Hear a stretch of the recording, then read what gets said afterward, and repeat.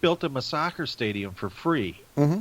You know, we spent millions of dollars, sent our guys over there, built them a soccer stadium. Yeah. They had soccer for one season, and then they cut it and they made it their like the Romans did, go in and kill people. All right. I mean, really? I mean, we're not going to change the world that way. And not only that, but all the guys from ISIS's, they're driving our vehicles. Yeah, and using our weapons. Yeah. Oh, wait a second. You know, let's read. All right, let me ask you this, and I'm almost scared too. Okay, if you were president, okay, what would you do? What would you do with those guys? With ISIS? Yeah. I'd cut off their funding. Okay. First, All right. I would pull back the military to be more of a police, like they were in Korea. Mm-hmm. Be more like Vietnam. Back them off. When we first got to Vietnam, all we did was stand around and be cops. Mm-hmm. That's what they should have stayed doing, but they didn't. Mm-hmm. I would say, you know, we got 158 bases all over the world. Mm-hmm. I'd start reducing that number down. You know, you got to take care of the people at home before you take care of everybody else. And, you know, I would think that would be cutting the budget by billions and trillions of dollars. And guess what? Now I'd start bringing manufacturing home. That's what I do. But now, okay, now I'll give you. You want mine? You want my opinion? Sure, I do. What I would do is I would find like one where the cluster of the ISIS guys are, Yeah. and I would drop like a mini nuclear bomb on them, and just fry them all and live on TV, so you can see them running down the street with their turbans on fire. Yeah, that's what And I they would do. vaporize. And it doesn't matter because you know what? They're the enemy, so it doesn't matter. Just you know, like you know, I know people say, well, you know, look what we did to Japan. Yeah, we won and won two bombs and the war was over. Okay, We stopped the war. Yeah. Period. That was the stop the war. there was I mean, once you drop the big ones, that stops. And everybody's scared of everybody doing it. Listen, what I would do is I would drop some leaflets over there and say, you guys have 2 hours to knock it off, and then I would bomb them in an hour. Yeah, and you know the funny part about all that is they're in the same freaking mountains that they were in 10 years ago. You could make those mountains, and you can make those mountains into like anthills. I mean, Football stadium. But here's the problem. We're scared. Scared of being politically correct. Right. That's the whole thing. And in the meantime, these guys are doing whatever they want. Yeah. You know, bring back a Reagan type guy. You know, Yeah. Gorbachev, take down that wall. Well, not You only know, that, but remember when Jimmy Carter was president and they took the hostages in Iraq, or Yeah. I'm sorry, in Iran, and Iran. and so the day that it wasn't no accident. They knew that Reagan was a crazy old coot. So that the day that Reagan comes in, what happens? They release him. Yeah. He knew. Yeah, it's because we've got a standing rule in this country. No, I'm yeah, sorry well, not you got- anymore. You got caught. I'm sorry. We're not going to. Yeah, no, your not life anymore. is not that important to all of us. Yeah, So, that big plane load of money was not there by accident. Believe me. Yeah. But Exactly. here's what again. You know, I mean, if you and I could solve the world's problem, just let us do a half-hour show. We can solve the problems of the world. Make it very simple. Yeah. It's not a fact of undercutting or under budgeting or stealing. It's just reducing. It's Yep. just reducing and bringing things back. And you know what? If you're gonna tick me off, bye. See ya. Nice talking. You want to start a war with me? That was your first mistake. That's I was just thinking like Reagan goes in the Oval Office, right? He's like, well, where's that button at? And that's right. Nancy's going, no, Ronnie. No, touch don't do that, button." Ronnie. Ronnie, remember I told you before you got sworn in. Don't, Ronnie. What? Oh my God, he pushed it. They made a song and a video out of that back in the 80s, too. No, really? I think it was Land of Confusion by Genesis. Oh, okay. That was the whole premise of the music video was Reagan pushing the button.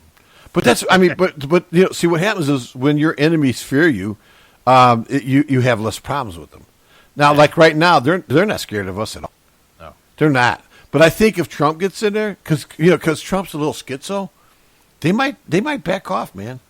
Because Trump would push the button just to make some money on bombs.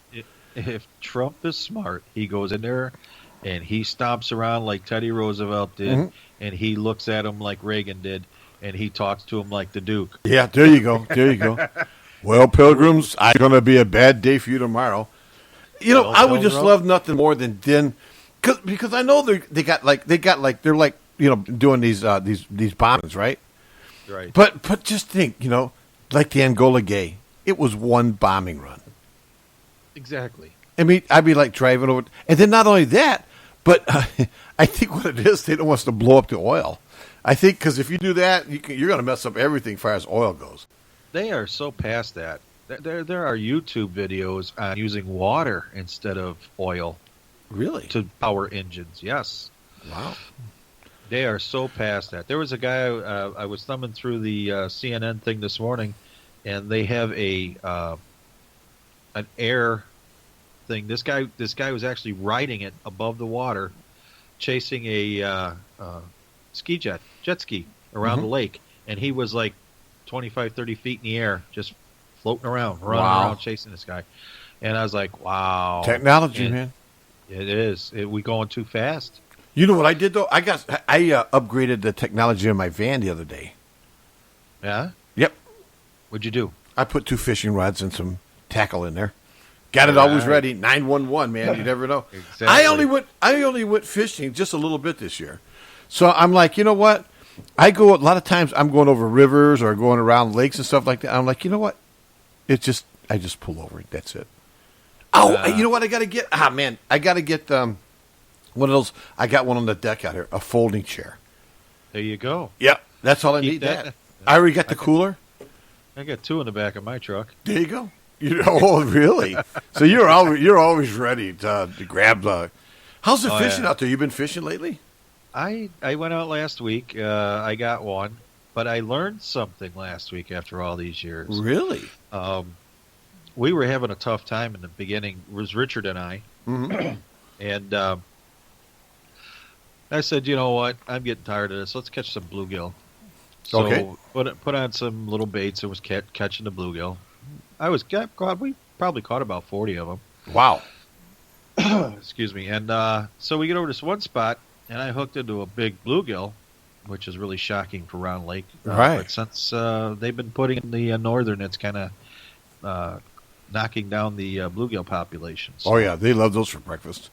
And my ultralight rod was giving me fits, and I'm like, what's going on? It just kept stopping, and it would like straighten out, and I'm holding it back. Going, what the heck? I got a bluegill on. Well, I had a bass chasing it, and it would hit it, and then it would spit it out. And this Oh, was really? It was a big one. Yeah, when it got to the boat, I was looking at it, and I'm going, is that a northern? Because it hit really fast. And I seen this bluegill, which is big as my hand, just get engulfed and then spit back out. I mean, it was that quick. It was like, Wow. boom, boom. And I was like, holy cow. And I'm looking, Richard, do you see it? He goes, yeah. He goes, that's a bass. I go, I thought it was a northern. And this bass had to be every bit of 7.5 pounds. Oh man, That bluegill was that. you'd have had a big. heart attack if that guy That came mouth out. was like. Well, there was some big fish. fishing around Lake too. I know that. There is. It's right now. It's like getting to be the time, fall and spring, when you really get them big ones out there. In the beginning, in the spring, holy cow! If you can get on the lake on a hot day, 50 to 60 degrees with the sun beating down, you can catch You go all crazy. the pre-spawn bass you want, Yeah. and you're going to catch 6-7 pound bass, but they're all full of eggs. Yeah. Catch one of those with eggs, I'm looking at probably 8.5, 9 pound bass. Yeah, and not only that, but you got your own caviar. Oh yeah, Yeah. and Do like the and that guy in was Bizarre Foods, just eat it raw right out of its guts. yeah, and that's another thing.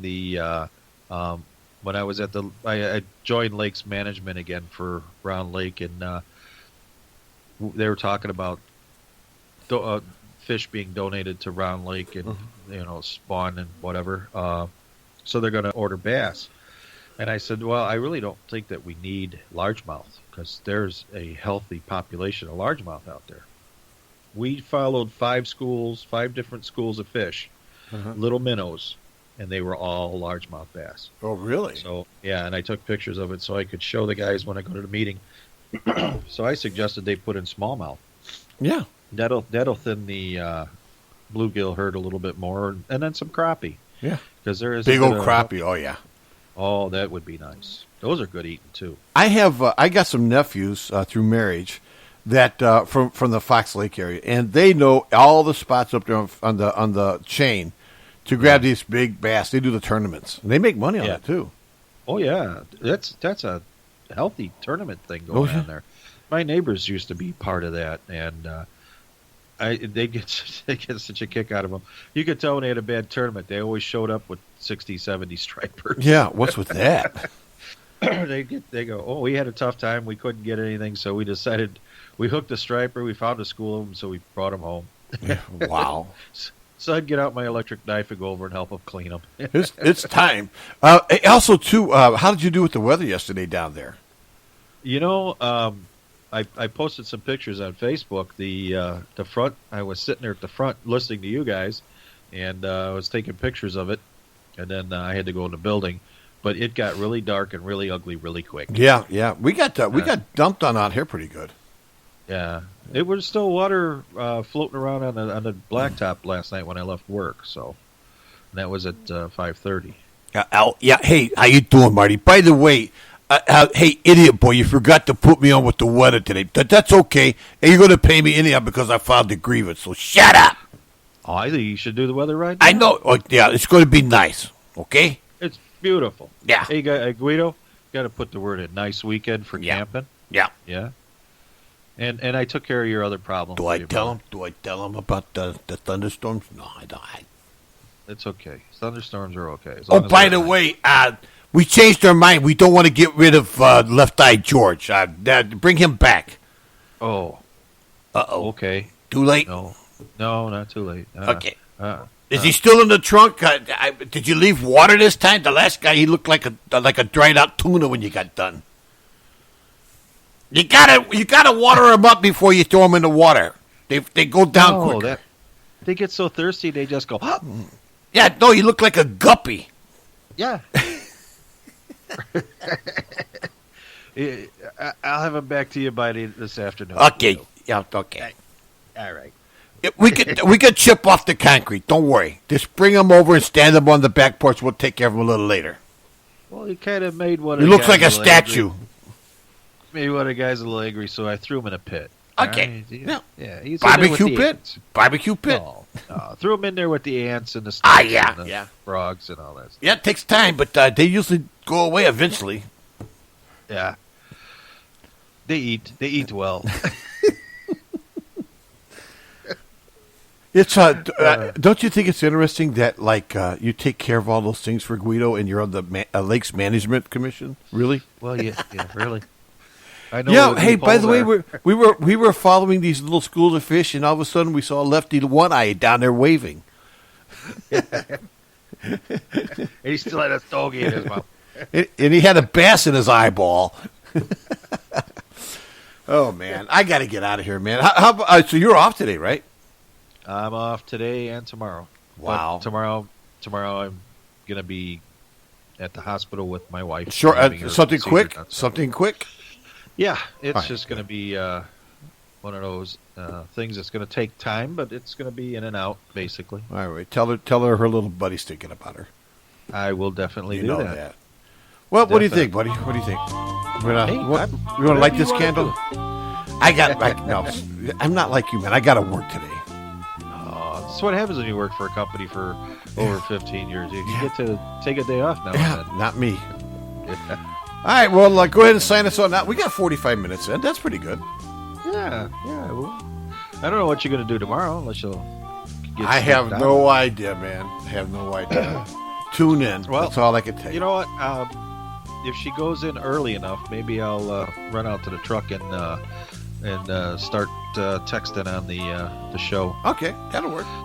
So, all right. Well, get us out of here. We'll take it easy. I'll talk to you tomorrow, maybe. All right, maybe. All right, Cave Dwellers. It's Thursday, not Friday, but we'll do it again next week. You guys have a great weekend, and maybe we'll talk to you tomorrow. Dave, it's been your pleasure. Have a great day. Seizures. Joe. Joe.